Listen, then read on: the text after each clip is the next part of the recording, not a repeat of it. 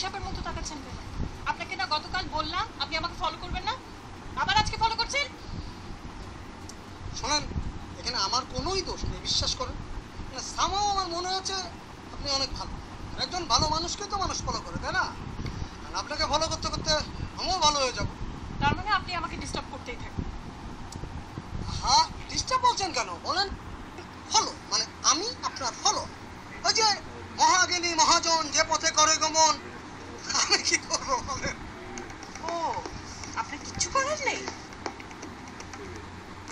একদম না, এটাই আমার নিয়ম, কিচ্ছু করেন। আপনার নামটা জানতে পারি? হ্যাঁ অবশ্যই, মানে নাম যেহেতু মানুষের পরিচয় প্রথম সত্য, সেটা বলাই যায়। আমার নাম হচ্ছে বান্টি, আর আপনার? তো বান্টি, আপনি আমার কাছে কি চান একটু ক্লিয়ার করে বলবেন? হ্যাঁ, এত তাড়াহুড়ার তো কিছু না। মনে করেন এখন ফলো করছি, ফলো করতে থাকি, ফলো করতে করতে একসময় আপনি বুঝে যাবেন আমি আপনার কাছে কি চাই। আমার এত টাইম নাই যে আপনার চাওয়াটা আমার বুঝে নিতে হবে। আপনি কি চান এই মুহূর্তে বলবেন, এক্ষুনি। আপনি কিন্তু আমার উপর জোর খাটাচ্ছেন। কথাটা তো আমি বললে বলতেই পারি, এখনই বলতে পারি, কিন্তু সেক্ষেত্রে আপনি যদি আমার উপর সুবিচার না করেন তাহলে বরং এক কাজ করি, এই যে আমাদের কথাবার্তা শুরু হলো, এটা আরো 2-4 দিন চলতে থাকুক, আমাদের মেশামেশিটা আরেকটু হোক। আপনি আমাকে আবিষ্কার করেন, আমার ভালো মন্দ সব বোঝেন, তারপরেও যদি না হয় তারপর একটা ভালো সুন্দর জায়গা দেখে আমি আমার মনের কথাটা বলতেই পারবো, তাই না? তার মানে আপনি বলবেন না?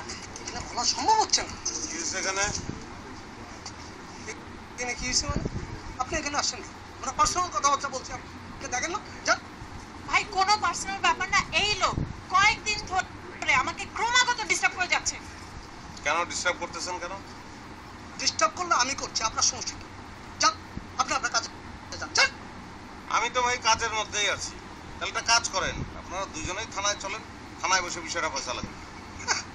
থানা চিনাইতেছেন আমারে? আরে থানা চিনতে চিনতে আমি বড় হয়েছি মিয়া, আপনি কি চিনাবেন? আমি আপনাকে থানা চিনাবো। চলো ওসির টেবিলে বসে 2 কাপ চা খেয়ে আসবে। এটা অবশ্য ভাই ভালো বলছেন, চায়ের তৃষ্ণা আমারও লাগছে। চার্লি 5, মমিনুল, আমি 14 নম্বর সেক্টরে আছি। বড় একটা ভ্যান নিয়ে চলে আসো, ছোট একজন সন্ত্রাসী ধরা পড়ছে, ইফতিজার।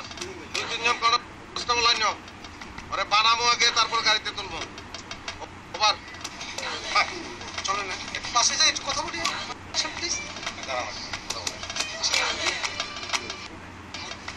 ভাই ভাই, স্যার স্যার, আমি তো বুঝতে পারিনি যে আপনি পুলিশ। আমি আসলে একটা ভুল হয়ে গেছে, আমি আর করবো না। আপনি কিছু মনে করবেন না, এই টাকাটা রাখেন, একটু চা খেয়ে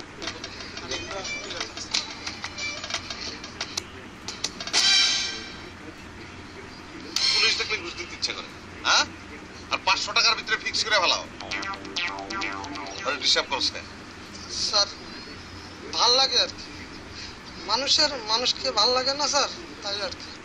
হ্যাঁ, ভালো তো মারেও লাগে, মারে ভাল লাগে না? জি স্যার।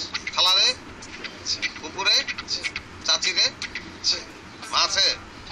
জি ভাই। মামি? জি ভাই। খালা? জি ভাই। উপু?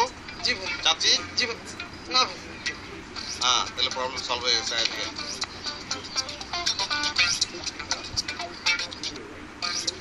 আচ্ছা, তুমি দুঃখী একটা ছেলে, তার চাচি নাই, সে আপনাকে চাচি বলে ডাকবে, আর চাচি তো মায়ের মতন। আপনি মায়ের হৃদয় থেকে তারে ক্ষমা করে দিবেন। এই ডাক চাচি, ডাক।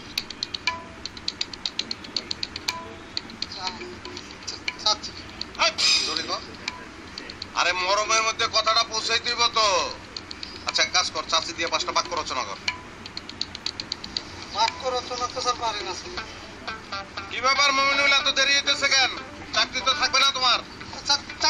চাচি মায়ের মতো, চাচির চুল অনেক লম্বা, চাচি অনেক দয়ালু, চাচিকে আমার অনেক ভালো লাগে, চাচি চাচাকে ভালোবাসে। চাচি চাচাকে ভালোবাসে, চাচাকে? সেটা তো জানি না স্যার। চাচা ছাড়া চাচি আসে কোত্থেকে? চাচারে চিনোস না তুই? আমি চাচা।